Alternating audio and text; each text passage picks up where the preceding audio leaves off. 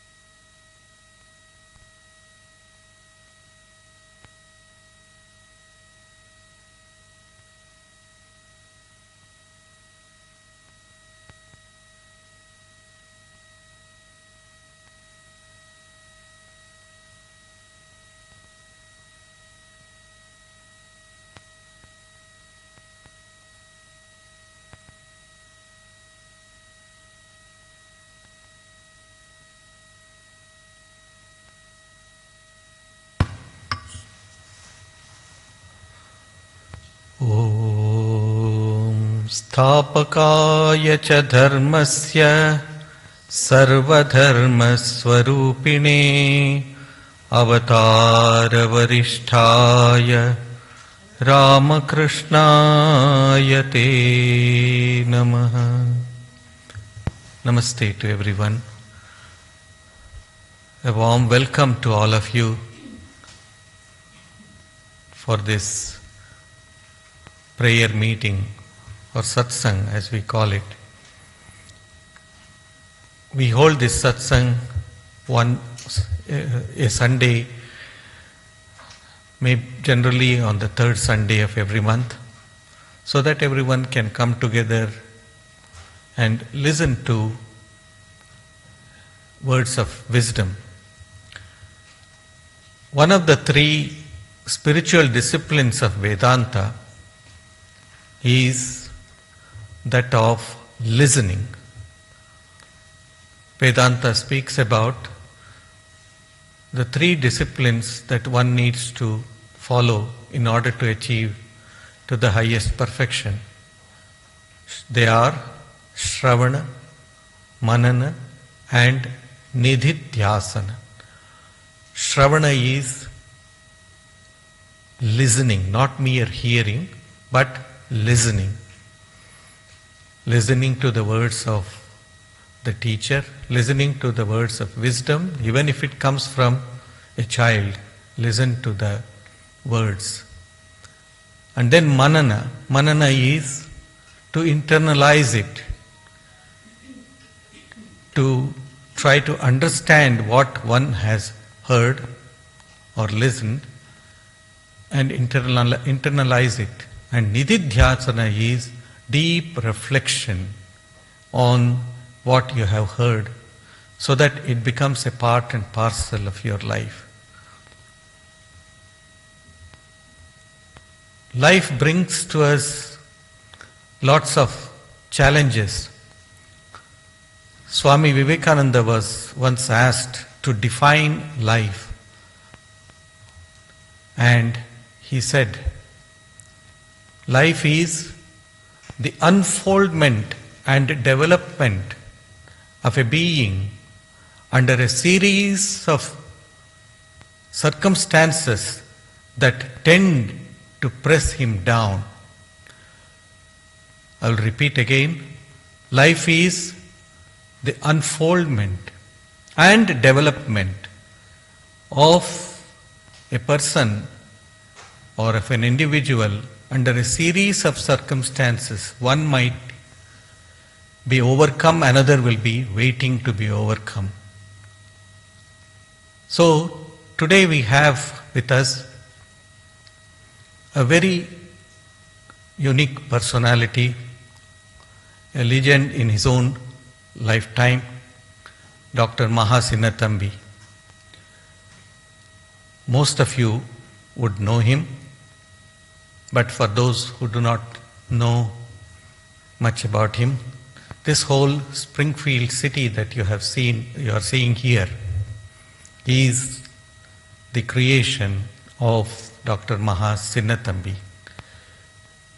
This city is only the second planned city other than Canberra in Australia. And his life has taught many people how to face the circumstances and not get bogged down by the failures. Spiritual life is one of Dr. Maha Sinnathamby's main hold. It has been like a post which he has been holding all the time. Sri Ramakrishna used to give an example. Children play a kind of game. They hold on to a post and swirl around it. If they lose their grip on the post, they will fall down. So God or spiritual life is that which we need to hold on at all times. We can revolve around, go around, but have that firm hold. So today we are here to listen to Dr.Maha Sinnathamby, and I request him to kindly come and give his speech. After his talk, if there are any questions, he would be very glad to take those questions and try to answer them. Dr. Maha Sinnathamby, please.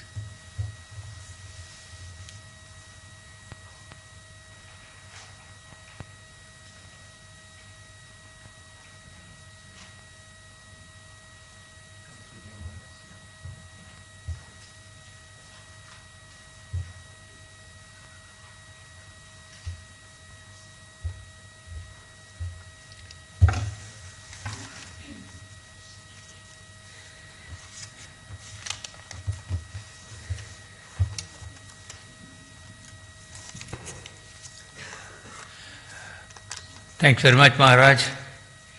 Friends, one and all, I have had the wonderful opportunity of being blessed that Swami Atmeshananda gave me 2 books about 20 years ago,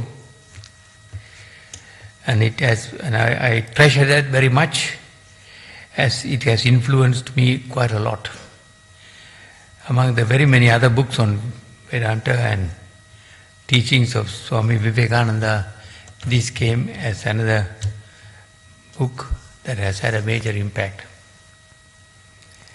And I'm today going to talk about these 2 books. They're not going to be taking much time. One is Thoughts of Power by none other than Swami Vivekananda. Outstanding, outstanding book. Then there is this book which on the Gita for everyday living.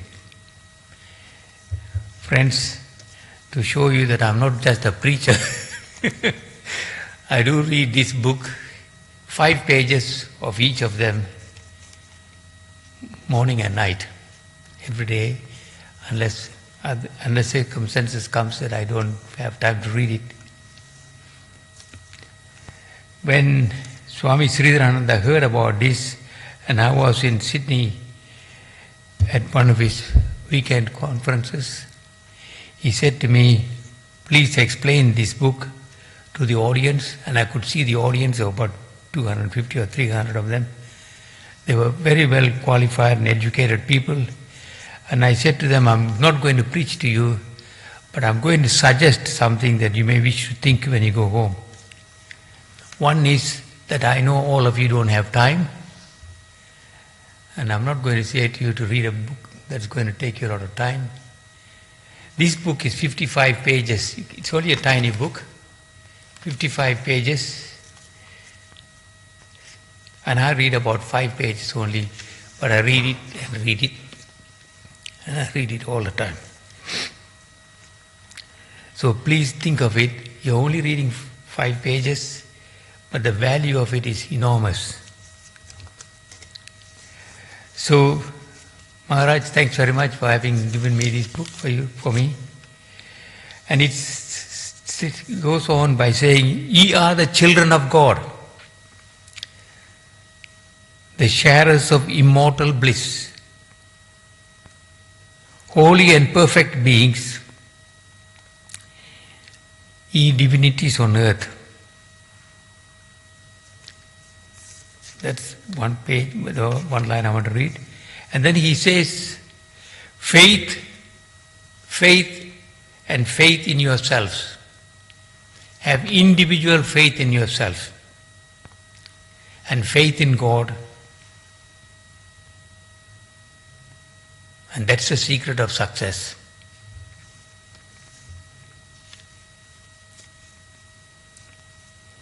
It also goes on to say, fill the brain therefore with high thoughts, highest ideals, as high as you would like to be.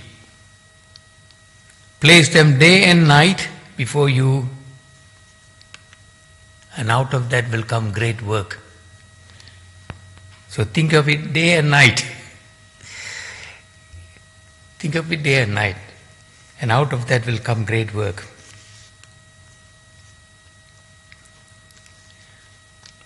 And he goes on to the next page. All the powers of the universe are already in you. I'm not saying this. This is what the book says. All the powers of the universe are already in you. It is we who have put our hands before our eyes and cry that it is dark.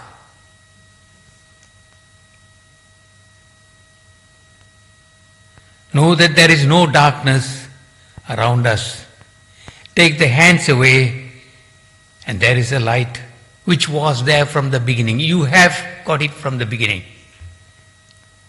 Darkness never existed. Weakness never existed.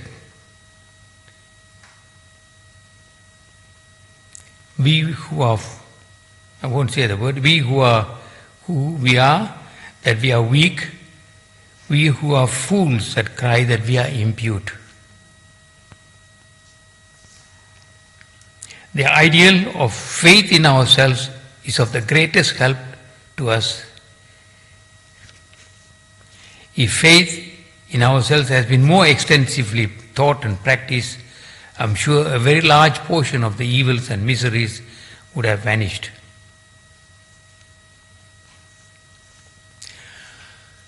Throughout the history of mankind, if any motive power has been more potent than another in the lives of all great women and men, it is that of faith in yourselves. Born with a consciousness that you are going to be great, you become great. So it's all within you. Born with a consciousness that you are going to be great, you make yourself great. The next paragraph goes on. Do you know how much energy, how many powers, how many forces are still lurking behind that frame of yours? What scientist has known all that is in man or in woman? Millions of years have passed since woman first came here or man first came here, but one infinitesimal part of his power has been manifested. Therefore, you must not say that you are weak. So you control yourself. Don't say that you are weak. Why do you label yourself that way? How do you know what possibilities lies behind that frame of yours? For behind you, behind all of us, is the ocean of infinite power and blessedness. If matter is powerful, thought is omnipotent. Bring this thought to bear upon your life. Fill yourself with the thought of your almightiness, your majesty and your glory.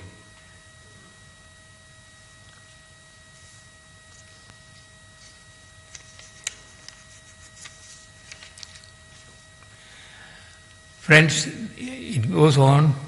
The history of the world is a history of a few women and men who had faith in themselves. That's all they had. They had faith in themselves, free. You have it for free. You carry it with you. You go to bed with you yourself. But they had faith in themselves.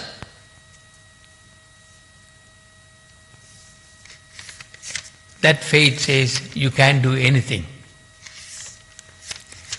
Well, that's book one finished.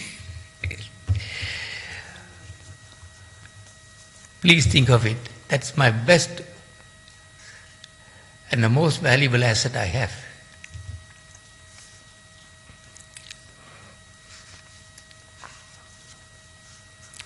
I'm coming back to Gita for everyday living. These two books follow me wherever I go. When I'm on holidays, it follows me.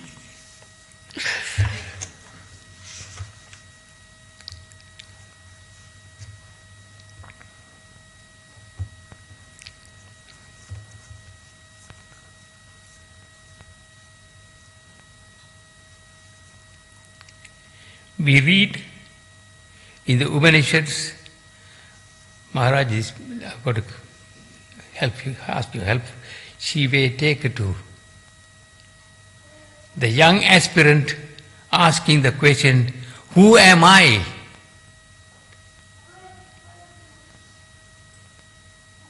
Who am I? His teacher tells him, Tattvamasi, Tattvamasi. You are that.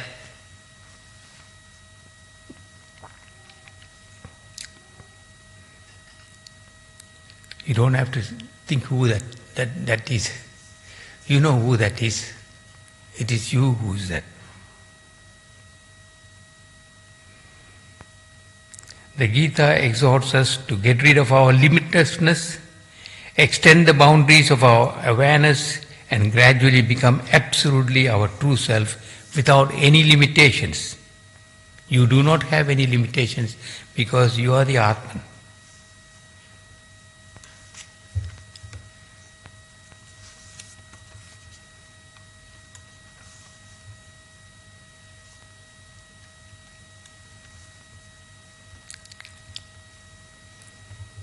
The infinite is bliss. There is no bliss in anything that is finite, declares Chanda Yoga Upanishads. The infinite refers to our true divine nature, which is in all of us. Vedanta teaches us that we are not just body or minds, but essentially the divine self. And this divine self is called the Atman. This eternal self that's in you is the infinite knowledge and infinite bliss. What else you want? You own it. You have it with you. You carry with you. You take it to bed with you. What else do you want? This is a source of infinite knowledge and infinite bliss.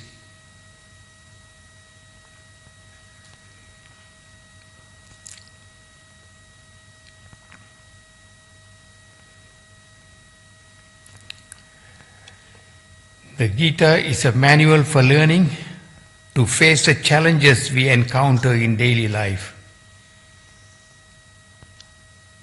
Arjuna's dilemma, which we find in the beginning of the Gita, reflects our own misgivings and lack of self-esteem.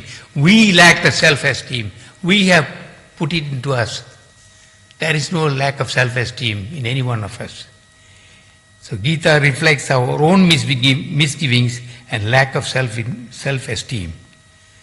Sri Krishna traces the root of this problem to a lack of awareness of our own personality and infinite capabilities and potential that we are endowed with. Don't have to look for it anywhere else. It's with you 24 hours a day, 7 days a week. You are born with it.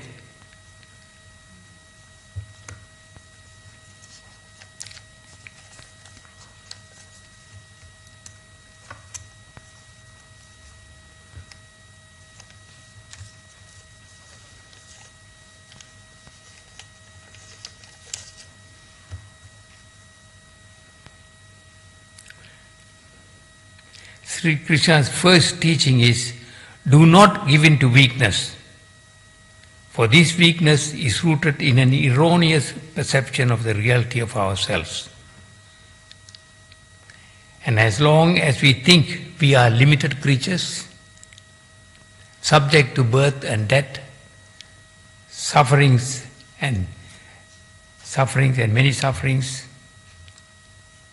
and infinite desires and finite means, we are bound to experience a lot of emotional turbulence.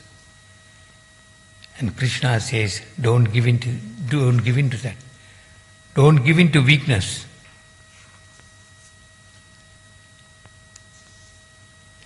And he says, you are not this body, you are not this mind,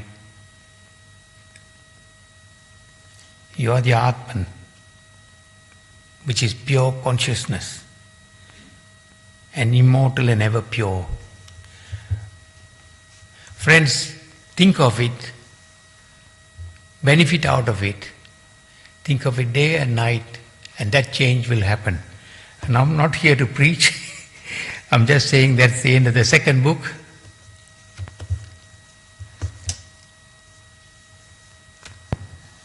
Now I'll come back to my hard part of life. I was born to simple parents in a small village with very little running water, no electricity. I studied under a kerosene lamp. My parents were wonderful, wonderful human beings. And I failed in school.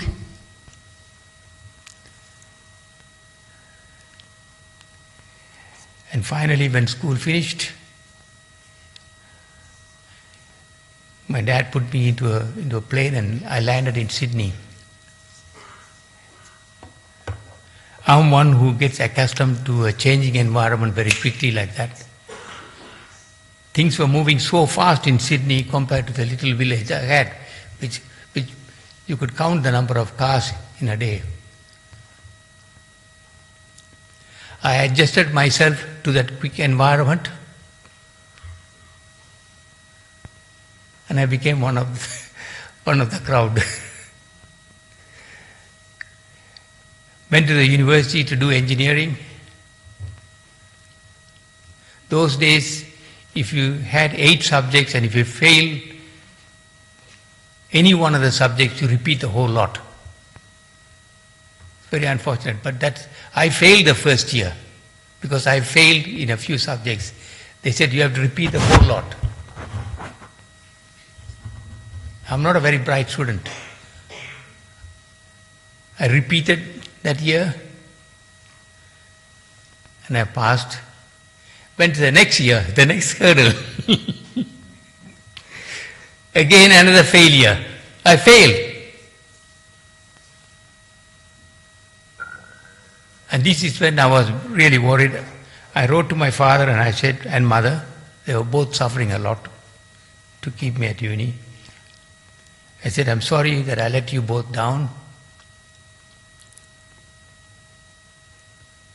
Those days the letters will take 7 days to go to Malaysia and 7 days to come back. The 14th day a letter comes to me. My dad writes to me and says, son, just keep going.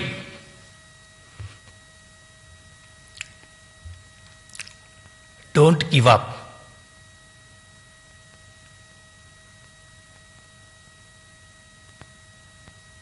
The darkest night brings the brightest dawn. So I read his letter and I cried and cried and cried. And if you check astronomy and you will find the same thing. The darkest night brings the brightest dawn.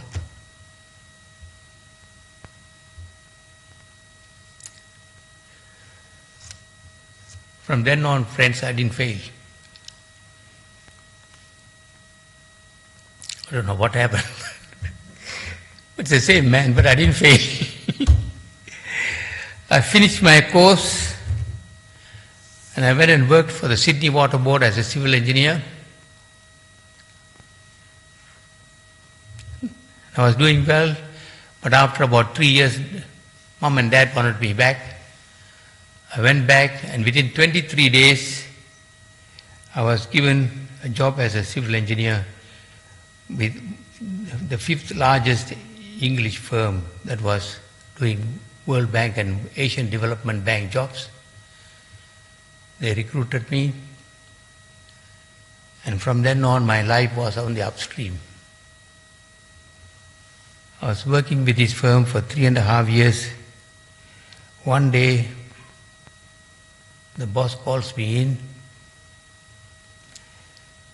and says, we are very pleased with your progress. We are going to open our office in Indonesia and we want you to head the whole of Indonesia. For a young engineer of 32 years old, you could not have asked anything better. I said to him, Mr. Roberts, can I have 24 hours to decide. When I had a chat with my wife, we already had plans to migrate to Australia. So it was easy to convince my wife. So I went back next day. I said to Mr. Roberts, as much as I would love to take this job,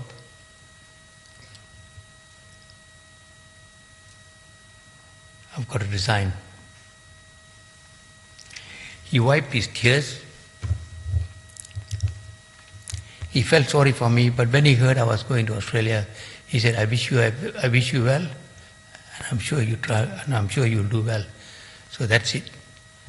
My wife she was expecting the third child. I left her with my parents and her parents and landed in Perth, France. And the Australia that I left was totally different from the Australia I was now at. The mining boom completely crashed. The economy was in a mess and you couldn't get a job, doesn't matter what it is. I tried very hard to get a job, didn't get a job. I rang the Commonwealth Unemployment Service and said, is there a job for a civil engineer? They said no.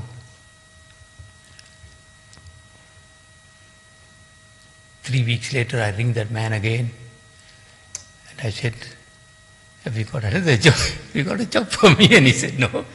But he said, I told you, you've got 3 children and a wife. Go and join the dole queue. I went to the dole queue very reluctantly. About 30 people were in front of me, and the crowd was moving very slowly. I said, I don't belong here. This is not where I belong. I walked out of the queue, and I didn't want to be part of the queue, collect money for not having done any work. Went home and cried and cried and cried. It was my brother's home. And he said, why don't you go back to Indonesia? The job is still there. I said, no, I have burnt my boats. I'm not going back. It's going forward. From now on, I'm going to go forward. So chaps, the next day I got registered as a real estate agent. And I came to know everything that has been known about real estate agencies. But I still wasn't earning much money. But I used to leave home at about 7:30, come home at 6:30, as if I was a chap who was working very hard.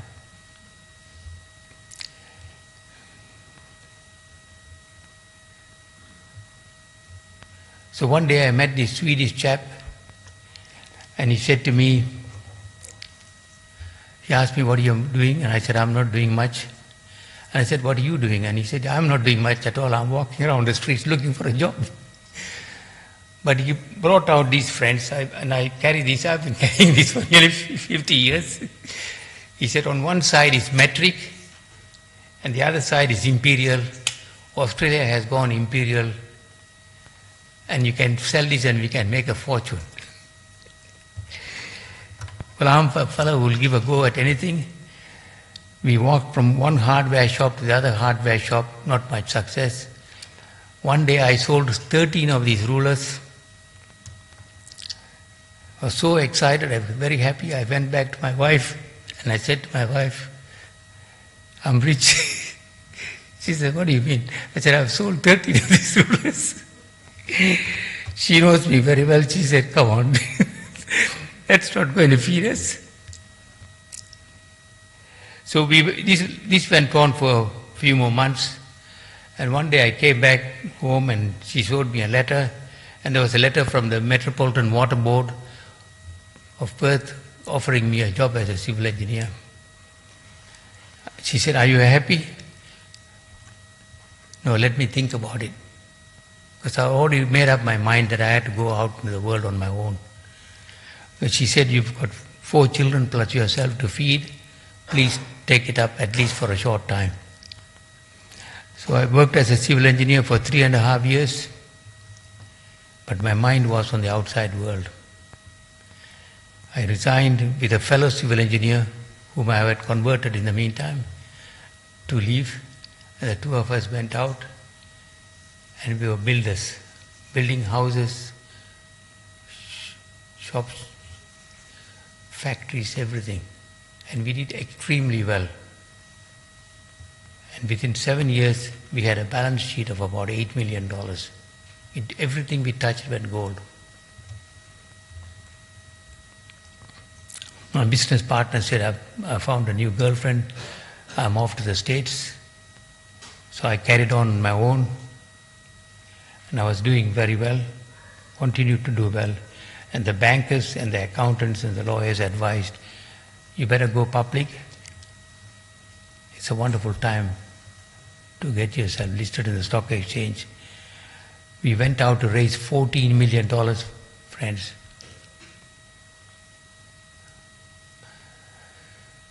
Went through hell trying to raise that money, and finally a chap was prepared to put about $7 million. And when the documents were going to be signed, he said, I'll put $7 million, you put your house in. I had a very expensive house, and I said, no, I'm not going to do that to my wife and children. And the deal was closed, and to cut the story short, within 3 months, I had a creditors meeting with nothing in my bank book. A fellow civil engineer who is my business partner, some of you might know him, his name is Bob Sharpless. He had an MBA and a Bachelor of Civil Engineering. He came and joined me. And I said, Bob, I don't have any money. You can join me, you can work with me, but I don't have any money to pay you. But he said, no, I believe in you, I'll follow you. So we left Perth, came to Brisbane, and within 3 years, we had a balance sheet of around about $100,000, not much. That's when this land came on the market, a land that is 7,200 acres, 3,200 hectares, came on the market. No one wanted to buy it, and there were very many valid reasons no one wanted to buy it. It was next to the state prison, next to the mental asylum, a high level of unemployment, very low level of schooling, and huge amount of social problems, No one in this country wanted to touch it. It was an unsaleable land, but I took control of it. I won't tell you how to get control of it without any money. Those of you who want to buy real estate without money, come and see me. I got control of it. It's a long story. Then went up to the council to have it rezoned for a city. They thought I was a joker and mentally out of line. I said, no, nothing is wrong with me, but they said, go to the minister and the minister will solve your problem. They just wanted to get rid of me. I managed to catch the minister within about 3 weeks. I saw him and he said, do you know there is only one city that has been built in this country from scratch, and that's our federal capital. And if you want to do a city, we don't have a planning document because Canberra's planning document is out of date. You have to have a validating legislation and an act of parliament, and that might take 3.5 to 4 years before it can go to parliament. Well, when you don't have money, I don't know what choice you have, you just have to put up with it. We went through that problems, and I won't tell you how we funded ourselves, but I came across a lot of individuals who did care for me. I made a lot of friends out of all this. And finally, friends, to cut the story short, it went to Parliament on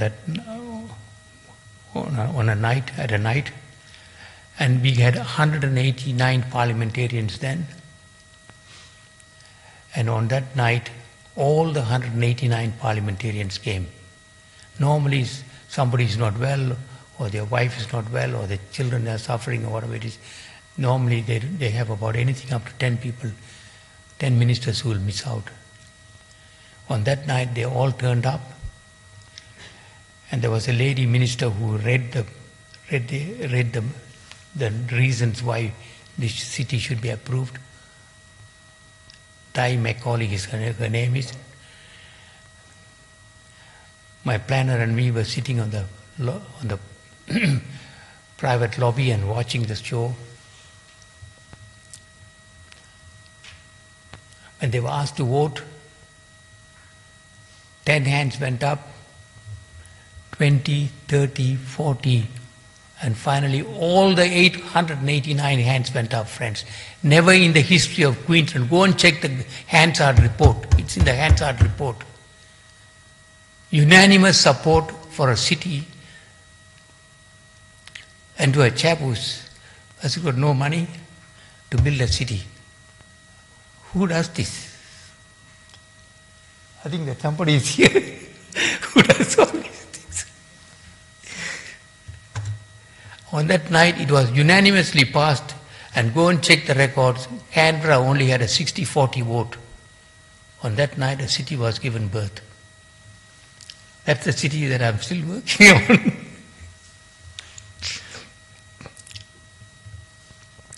There were very many hurdles after that. The government put an imposition that you had to do a freeway, which in today's cost will be about $400 million. You had to put the power line, you had to put the water supply and all that. And don't tell me where the money came from. I haven't got time to expand on that. But we started the journey went on. And we were doing very well for about 6 months until the market collapsed.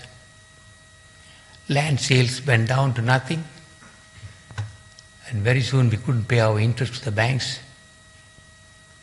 The bankers here who looked after us were quite close to us. They had an emotional attachment to us.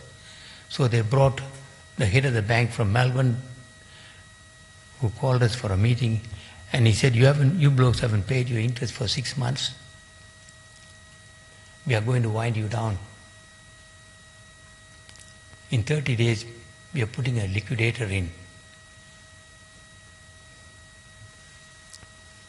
What else do you want? I didn't tell my wife that. I just went and quietly slept, or tried to sleep. And again, this was another major hurdle in one's life. Finally, around about 22 days after we were given the notice, I had a call from Lend-Lease, who rang up and said, "We want to have a chat with you." And I'll cut the story short. We got married to them. It was a very happy marriage between them and us, and they have been our partner for 25 years, and they have been a great contributor to what the city is today. Today the city has got a population of 55,000, but it is the government and us and the council know very clearly that we are not there to make a quick buck. We are there to create a unique city. So we studied 15 master plan communities in the US and 2 from UK, and studied to bring the latest city on earth to Springfield. This is a fact. We engaged in a competitive tender. Out of 8 American architects, we picked one, and the city has been designed on that. And the government is fully aware of it. 8 prime ministers have visited Springfield, and all have given it the tick. And the present government is also very supportive of it. And we are committed in that city not to try and make a quick buck, but to create a city which is based on enhancing human and social capital. Because friends, I want you all to check this yourself. there is no chance of another city coming in this country with such a big, vast land mass, and to be able to get an approval from Parliament and so on and so forth. Just go and check, do your homework. But we were committed to enhancing human and social capital. We got 12 schools, 24 kindergartens, 2 universities,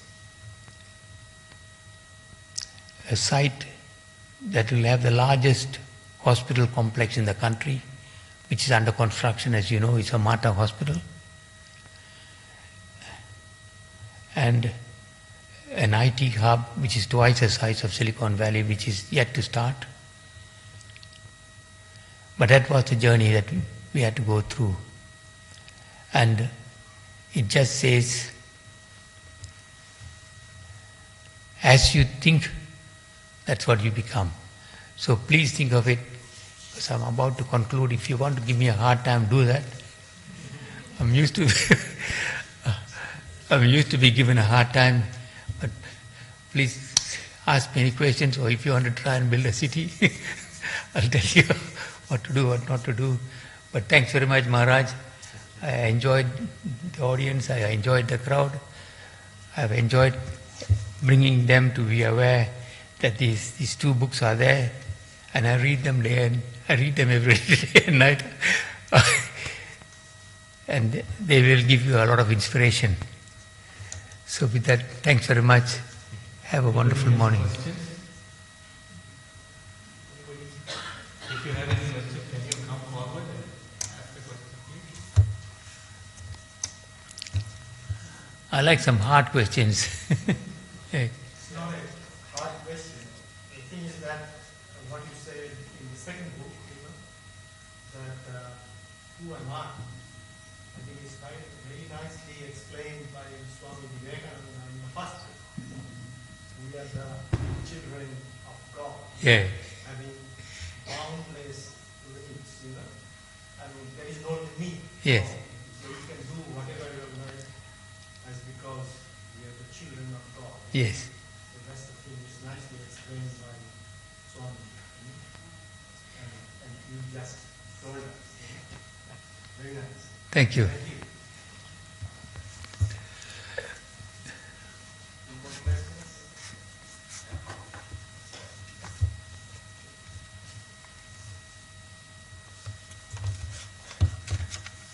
Okay, Maharaj.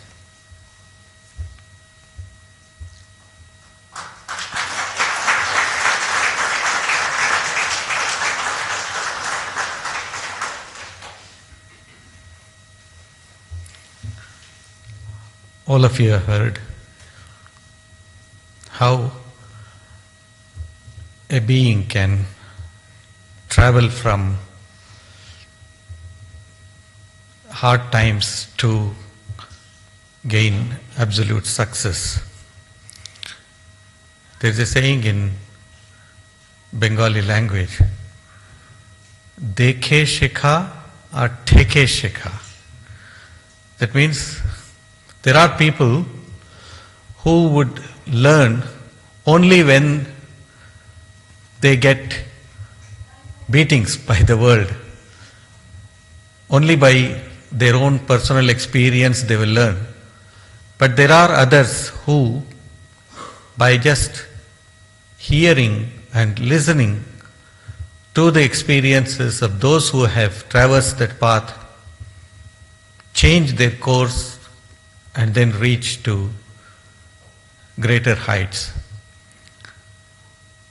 So all of you have heard him, and I am sure that you will be taking home some great nuggets of truth from his life and enhance your personal life.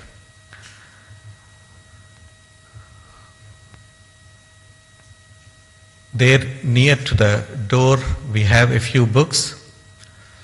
Two of the books that he mentioned, Thoughts of Power and Gita for Everyday Living, is there. And there is also another book which is Stop Not till the goal is reached. It's a wonderfully, very well written book on the life and struggles of Dr.Maha Sinnathamby. Those of you who want to get them can kindly get it. I would request Jayashree Ben to look after that, and of course Kevin is also there. He will be able to. After this, we will have the Arati, and we will go downstairs and have the Prasad. Thank you very much for coming here. The next satsang will be in August. In July, we have the Guru Purnima celebrations, the day when we respect the Gurus and, of course, the Lord who is our real Guru. And in the month of August, we will have a very successful psychologist coming and talking to us about the need for mental care of our mind, how we can take care of our mind, and she will give us some tips as to how to regulate our mind and how we can overcome depression and anxiety and other associated evils. Thank you very much. We will have the Arati just now.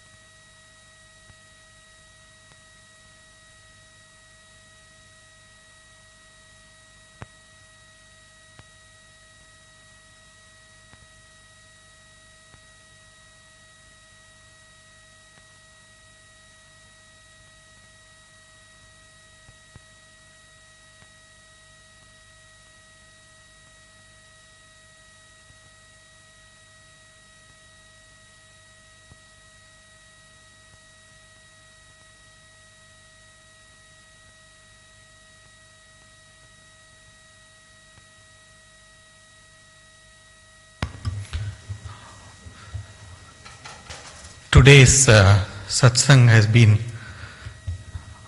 organized or sponsored by Professor Tapan Saha and his family. We thank him for this service. Every month we have one or the other devotees sponsoring it, so we thank him for that.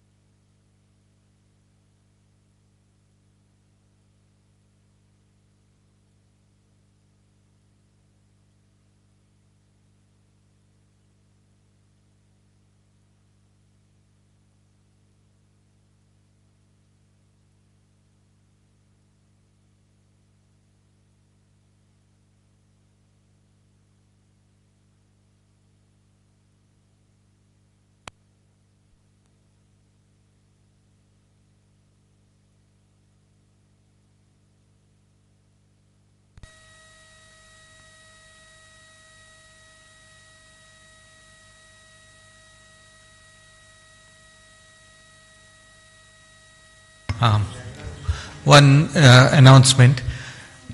There is prasad over here. It will be served downstairs.